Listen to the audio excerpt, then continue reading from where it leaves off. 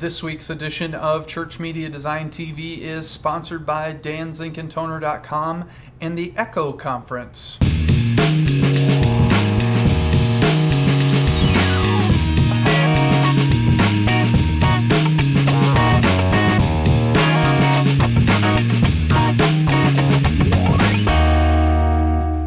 Welcome to another edition of Church Media Design TV, tips, tricks, and how-to for you, the church media designer. I'm your host, Brad Zimmerman, and I am currently in Louisville, Kentucky at the Gurus of Tech Conference. Seriously, right now, we're at Gurus of Tech. You can see, no, not really behind us. We taped this a few weeks ago, but we're down in Louisville for the Gurus of Tech Conference today, and it's a blast. We're there today if you're watching it on July 13th or the 14th or the 15th. But we're down there having a blast, and what we're doing there is helping people just like we do on the show here. We're talking about how to effectively use media to increase God's kingdom. We want to use media around us to tell the story of Christ. And we do that every week using lots of different tools and different ways and trying to help give you guys the resources you need to do that in your church. Join with me, as always, as the three wise men of Jesus. We have Colonel Sanders, Little Whitey, Dwight Schrute, and of course, Jesus Christ, the Son of the Lord Most High.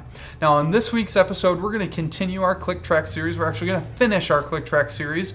We're going to be doing our final animation inside After Effects, and then I'm going to let your imagination go wild so that you can finish off your Click Track video. Now, you can do it with the Desperation Band Counting on God song, or you can do it with any other one, but hopefully the tools that you've learned in these past few weeks will let you do more than you could imagine. So if the three wise men of Jesus are ready, let's get into it. Well, this week we're going to pull a couple resources from the stockpile, and the first one is a brand new product from Bitbox, which is a great site that I've talked about on the show many times. Bitbox.com just came out with the Brush Pilot. Now, I'm kind of jealous. This is only on the Mac, but I'm probably going to get my hands on this. This is a Photoshop brush viewer and installer.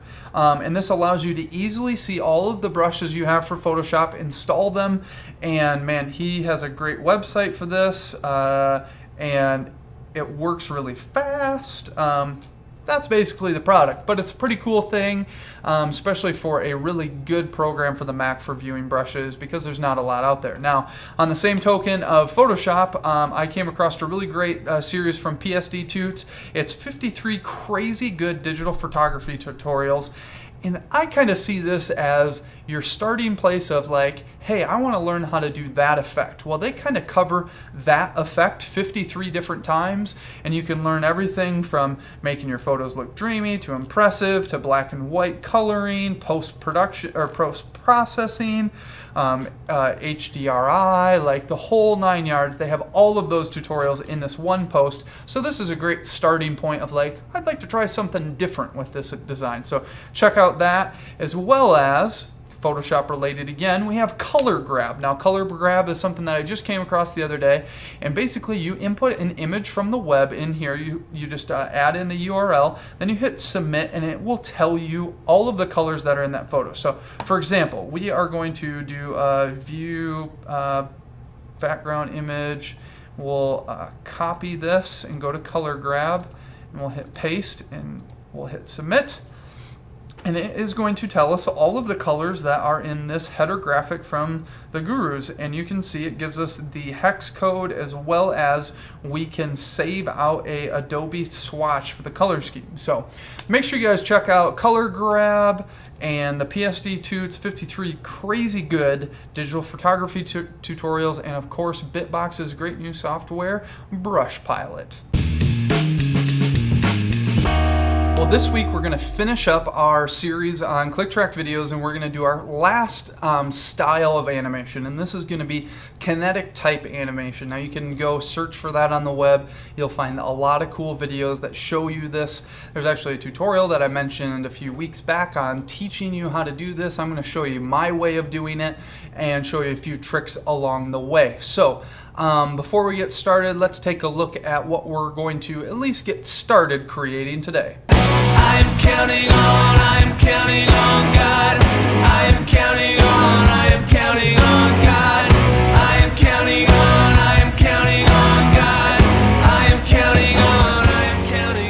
God. So as you saw there, we're going to be doing a cool animation. It's going to be flipping around and doing all sorts of craziness. Now, what we're not going to be doing is worrying about how to style it all up. We learned how to do that last week. You can use a lot of different techniques for color correcting that, and I'll show you some things along the way, but I'm not going to get too in depth with that. I want to show you more of the animation. So let's jump into it.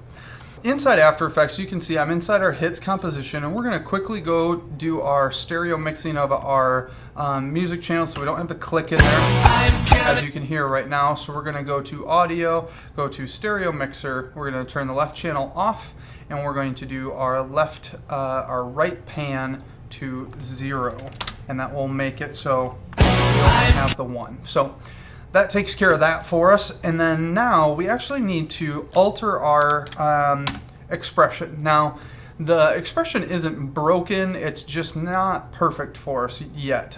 It gives us a few problems here and there. So I'm actually going to copy this expression and then delete this text layer totally. I'm going to click once in the center of the screen, call it good. And then I'm going to alt-click on my source text, paste it back in, so basically doing what we just did a second ago. And then on this hits layer, I'm going to actually add a expression controller. Now you can do this on a null object if you want to. We're going to add a slider control. Whoops, not a layer control. Expression controls, slider control. You can add this on any layer. I'm just going to add it on this audio layer because it works and we can do it there. Now the problem we're running into and why this doesn't work for us is it's based on the layer index. And so if I put a layer above this first layer, it's not going to be I anymore, it's going to be am, and it's going to run into problems for us. So what I'm going to do is I'm going to delete the 1 and I'm going to pick whip to this slider value. So now I can type 1 in there, and now you can see that it is minusing that 1 value, and so now we can adjust this accordingly. So if I move this up, you can see that it changes to am, but if we would change this to 2 instead of 1, now you can see it goes right back to I. So we'll actually just move that back.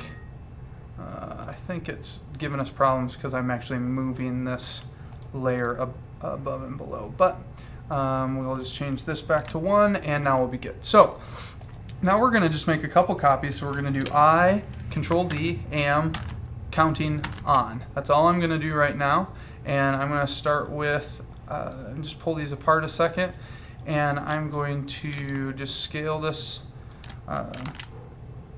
Actually, we'll leave this the size that it is, and we'll just start placing these where we want them. So I'm going to do I am, and then we'll do counting. Maybe we'll make counting a little bit smaller. Actually, let's make counting bigger.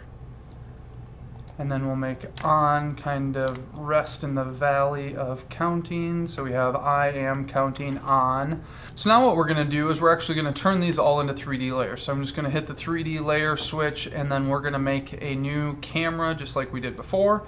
And we'll make this our work camera. Well, we won't even worry about our live camera just yet. And you can see we ran into a little bit of problem because I can go like this and deselect, and then, whoops, let's actually do that in a different order. So let's not make those 3D. Let's make a new camera first. We'll make this our work camera, and then we'll make these 3D. And we still have problems, but we can fix them. Not a big deal. It's not beyond our skill set. So part of the problem that we just saw there was our camera got moved to the top, and you saw everything switch sizes. And again, that is because it's relying on the layer order of these texts. So if I bring the camera below, we're totally back in our normal order. We can kind of size these guys up the way we want them to be and continue on for the day. So we're looking pretty good. This was actually the right size. So I am counting, and then we'll do on. Just like that. So we have our first letters, and what we're going to do again is we're going to use the camera tool. We'll hold C and we'll track back, and you can see that we have I am counting on. Well, guess what's going to happen if we duplicate all this text? it gets all sorts of crazy looking until we drag all those layers below, and now we have an identical copy because the next words on our text sheet are I am counting on, because it goes I am counting on God.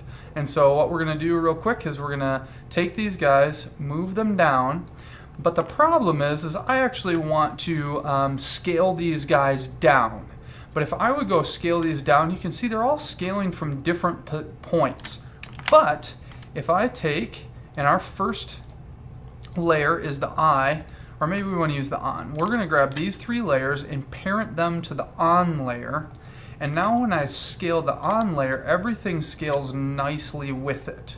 So now I can rotate this. So I'm just going to grab my rotation tool. I'm going to rotate this guy. Whoops. Let's go there.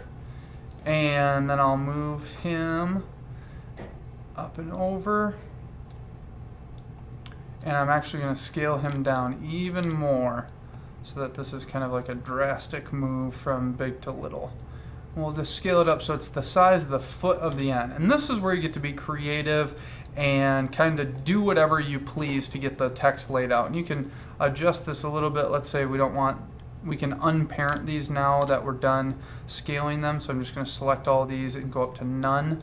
And then I'll go down here and just kind of move this guy over and just kind of adjust it just a little bit. And now we want to get, we need one more layer for God. And you can see that one's right here. And we'll take this guy and rotate him. This won't end up looking exactly the same, but we're just going to kind of mess around and make something that looks good. So we'll move this over and make it nice and big. Maybe scale it down just a little bit. But again, I'm just trying to pack all this text into a nice tight area that we can kind of animate around and fly around and have look pretty cool. So that's our first set. I'm going to take a quick break and do the rest of this for us real quick, and then we'll come back and start animating. So as you can see, I've gone in and finished getting all of our words in. So we have I am counting on God, I am counting on God. And now the chorus actually repeats all of that again, but our goal is going to be making an animation that we can actually loop within the chorus, so that we don't have to do this forever. Now you could do I am counting on God and loop just that, but it would get a little repetitive, so I wanted to do 2 and then repeat from there. And I basically just went and moved things around until I found a place that I thought they looked good and kind of lined things up as best as I wanted, but I'm not doing anything super special here. So now what we're going to do is we'll duplicate our work camera, name it live, and we'll shut off our work camera. And we're actually going to reset this camera. So we're just going to reset the transform of this. And then we're going to create a new null object, again like we did before. And you can see here again, this is where you run into problems if you don't move this down in the layer stack or change that control slider on our audio layer. But we're just going to move it down in the layer stack for now. And we're going to make this 3D and link the camera to this object. So now when we move this null object, it moves the camera. So now it's just basically a finding the text, or finding all the words. So so we have I right here, and that first part is just going to be our hit. So I'm going to pull down the position property. I'm actually going to do something to make my life a little bit easier to see everything. This is a cool little trick. If you hit these little guys here, they're the shy buttons, and then if you hit this button at the top, it just makes all those layers shy, so I don't have to see them. So I only work with a couple things that I need to be working with at this current moment. So this is I, and I will just grab my tool, push in on the Z. We're going to set this down to quarter quality while we're working. It will make everything go faster and happier. And my goal is to make this as large as possible on every word, so and centered up as much as possible. So we'll pull back just a little bit. We'll set a keyframe. We'll see, this is where I actually is. So so these go pretty fast, and you got to kind of figure out where everything is, but we'll go down to am. We'll pull back so it says I am. so you kind of get repetition of the words. I'm counting. Pull back again. So this is going to get very repetitive, but you'll see in a second how it all comes together. Counting. And we'll get part of on. Counting on. And we'll pull down and out. Now, one thing you're starting to see here, and we're going to get annoyed by it in a minute, you can see how we got a curve to our line here. We're going to fix that real quick because our paths are going to kind of round their way in, and it's just going to make stuff look bad. And it's because if we go to keyframe interpolation, our spatial interpolation is auto Bezier. That basically means it's going to try to use curved lines to connect everything, which usually sucks. And I'm going to be honest, you'll be totally fine by not using that.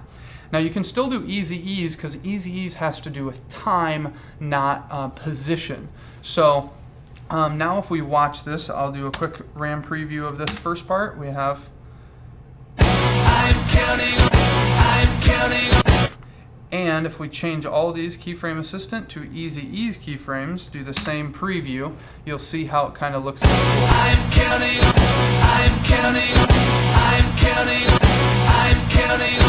So you can see it's starting to look pretty okay. We can maybe move this, the AM keyframe over just a little bit to give it a little more. I'm counting.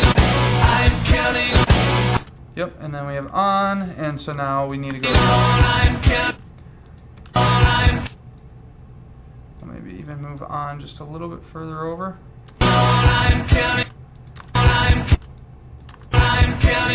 So now we have I am counting, and so this is where we're going to just do Shift R, and that'll add our rotation properties.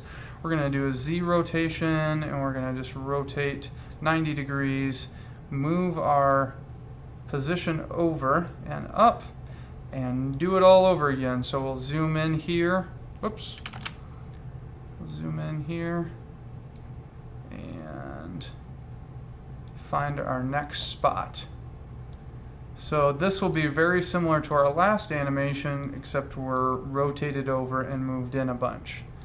But let's say with this one, we want to make it a little bit, just so it doesn't look all the same. We'll try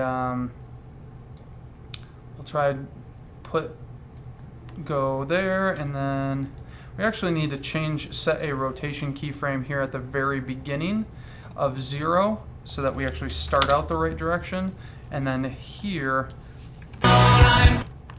we need to change this to we'll copy and paste this keyframe there, so now it rotates just at that point. You can see how it kind of moves in real cool and flips around. So we got AM, so we'll put AM in the center of the frame. Maybe push back just a little bit. Counting.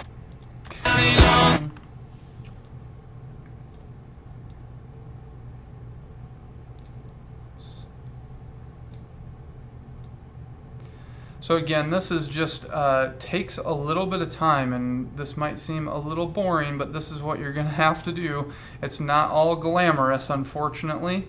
Let's push in just a little bit, and there we go.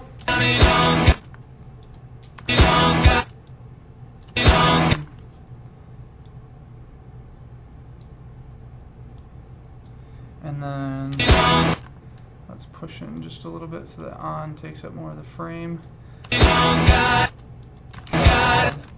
And then again, this is going to be a rotation one, so we want to set down a rotation keyframe, move out a little bit in time, and then we're going to rotate back to 0, and then we'll move our guy over and out to see God.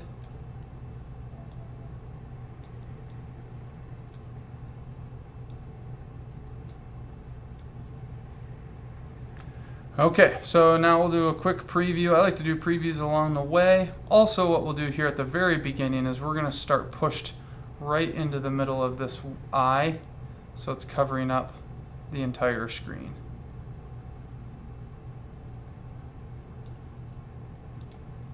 We're going to change this to adaptive. I don't know why it's on OpenGL, but it's kind of making things funny. Adaptive resolution is probably the best way to work most of the time. So, okay. We'll do just a shift preview every other frame so we can see. I'm counting on, And if we hold this out a little bit at the end, you'll see God in there. I'm counting on God. I'm counting So on, with very little work, just in a few minutes here, we've done a lot of animation. Okay, so I've gone through and laid down keyframes for the rest of that animation for the first half of the course. So let's watch this together a second. So you can see, counting on God. you can see that God kind of got missed there. I'm counting on God. I'm counting on, And then I am, in the second set here, got a little missed as well. So what we're going to do, just move this down just a little bit so it holds on that, and then here on this God, I'm actually going to take like this keyframe here, and I'm just going to lay that down, lay this down, and move these over so we kind of get like a nice eased motion. I am counting on and then here we're seeing some weirdness. Let's actually pull this back so that this says I am, and then this one says I am counting, so it starts bam, bam, bam on. We could actually pull this one back if we wanted to as well. So we're just doing a little bit of finesse work here to finish this off. So now let's preview that and see if that can be cleaned up. I'm counting on God. I'm counting on God. Cool. And so now here at the very end, we're gonna do a push in. So we'll set down some keyframes that are like just a little bit in and over, just so there's a hair bit of motion there that it doesn't sit still when it's there. And then we'll go down to right about right there, and we're going to push to right about there. So what this is doing, we'll move these back just a little bit. What this is doing is right here at the beginning of our animation, you can hear we start with the hit. And so we want to go to the next hit. And so what we're going to do now is we'll copy and paste everything. So we'll hit a position keyframe there so that we don't have any weird frames. Now we're going to copy, and then we're going to hit Control 1 or Control right, and that will move us over one frame, and I'm just going to do paste. And what you'll see now is we'll preview just this transition area here, and you'll see how it just fluidly goes back to the beginning and starts over, and everything should be lined up because they're synced to a click. I am counting on God. I am counting on. And so right there, you have now animated the entire chorus with only doing half of it. And so it made it really easy. You didn't have to do more layers than you needed to. You just repeated the animation. So now the animation's done. So now all you have to do is go back and do your color correction. So you can add in your text and your textures and your colors and backgrounds. You can copy and paste stuff from the verse that you did last time and all of that good stuff. But the one thing that I wanted to talk about real quick is why I chose to do kinetic type at this point. This is a very repetitive part of the song that everyone knows after they've sang it one time through or barely one time through. It's really super repetitive. It's very punctual. It's got a lot of pulsating to it. And it's not going to be distracting to have this much motion going on at this point, because this is not well, we're in a fight, not physical, we're in a war, not of this world. That would be crazy to be flipping around on. But this, I'm counting on God, I'm counting on God, it gets really repetitive, so to have all this cool motion going on is a good idea at this point. But it's not a good idea all the time. So just think about what kind of mood are these lyrics in, and then animate to that mood. So hopefully you guys have grabbed some good tools along the way. I didn't go through all of the video that you saw at the beginning today, but you should have the tools from last week to finish it off. So if you have any questions or comments about this series, please send me an email and let me know. I've had a blast doing it with you. And if I did my homework, there should be the completed video for you to download on the website and to check out now.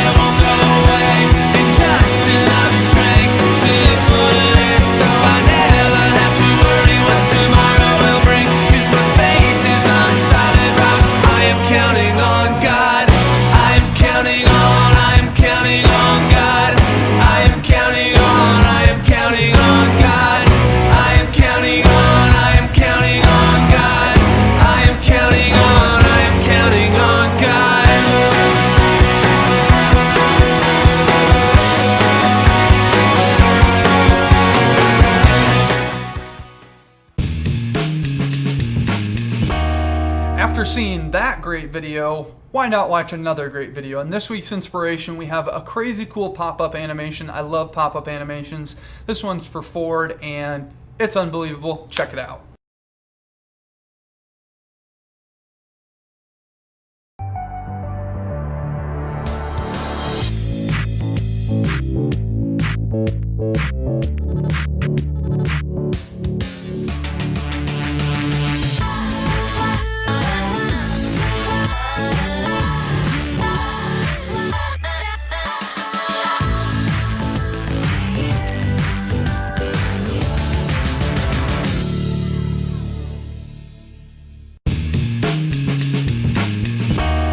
Well, this week we have a great freebie for you, and well, it's the video that I made for you guys. I want you guys to download that, use it. There's a click track with it so you guys can play along, and I think you guys will find it really useful. So make sure you guys go over to the website, download that video. You can get it. It's only going to be in widescreen because that's the place that I made it, but it will be in WMV and in MP4. So you can go download those from the website. So go grab that video. Well, we want to take a moment to thank one of our sponsors, and the first one is DanZinkandToner.com. Now, he's been a longtime sponsor of the show, and I really want to encourage you guys to check him out. He's got great products for you guys to help you save money at your church, whether you have one printer or 30. I think 30 would be a little overkill for most of the churches, but if you have 1 or 30, you're going to save money no matter what. So head over to DanZinkandToner.com, give him a phone call, drop him an email, or sign up for the store, and he'll get in contact with you and let you know how much money you're going to save, because you will save. So head over to DanZinkandToner.com, let him know that Church Media Design TV sent you, and that will help us out a lot. Now, our other sponsor today is the Echo Conference. Now, I will be at the Echo Conference on July 29th through the 31st. Right now, I'm at Gurus of Tech, which is a great conference as well. But if you missed out on that one, you can join me at Echo.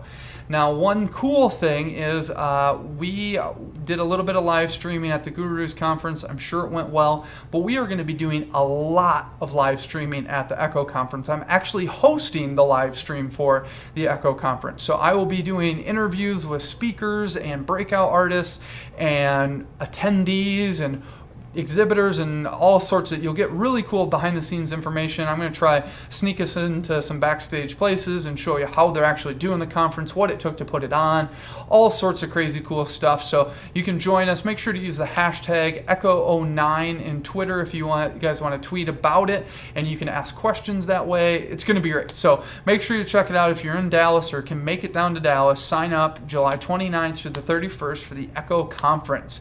So check out the echoconference.com and DanZinkandToner.com. Well, thanks for tuning in to another edition of Church Media Design TV. I'm so glad that you guys could tune in this week and take part in this series. It's been a blast doing this series. If you guys have any questions or comments or whatever, make sure to send those in. You can email me, Brad at ChurchMediaDesign.tv. You can find me on Facebook.com/Bradley.Zimmerman. You can find me at Twitter.com/CMDTV. You can also find Adam on Facebook. It's Adam J. Foster and Adam CMDTV on Twitter. And Adam at ChurchMediaDesign.tv, because he can answer questions as well.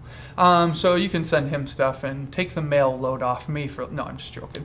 Send it to whoever you want. But I'm so glad you guys could be a part of this. Make sure to go check out live.churchmediadesign.tv to see where I'm at and what conference during both the Echo and the Gurus Conference. If you're getting this in time, make sure to go check that out as well. Sign up for the newsletter, cmdtv.com or ChurchMediaDesign.tv/subscribe. You can sign up for the newsletter, find out about all of this information ahead of time, because I let go of some cool free stuff on there first. So as for me and the three wise men and Jesus, we're saying see you at the Echo Conference.